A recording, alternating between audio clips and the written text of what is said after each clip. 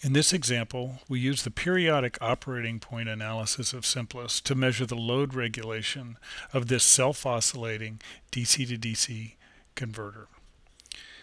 To measure load regulation, we compare the steady state value of the output voltage for different values of load current.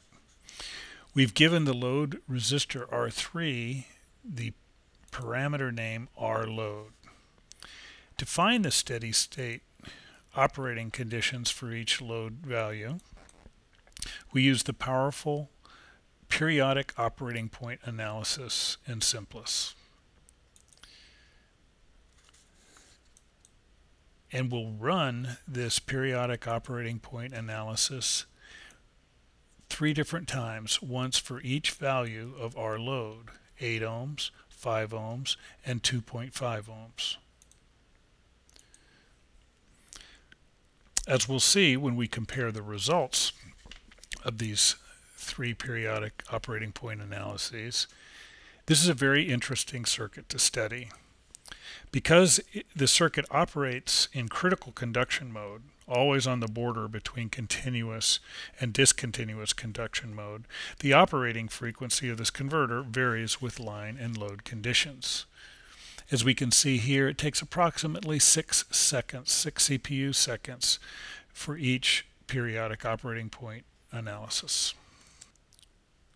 Looking at our results, we can see the output current and the output voltage under light load conditions. We can see in each case we have 3 conversion cycles in steady state.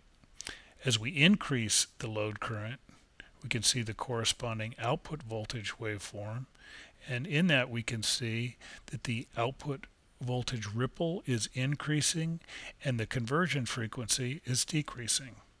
Finally, as we increase the load to full load, we can see the corresponding output voltage has its maximum output voltage ripple and its minimum conversion frequency. To complete our analysis, we want to find the average steady state values of the output voltage and output current for each of these 3 load conditions.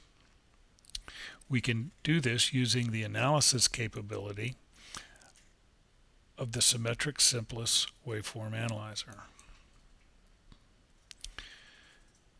Now we can see that we have the average value of the output voltage and the average value of the output load under light load conditions, medium load conditions, and full load conditions.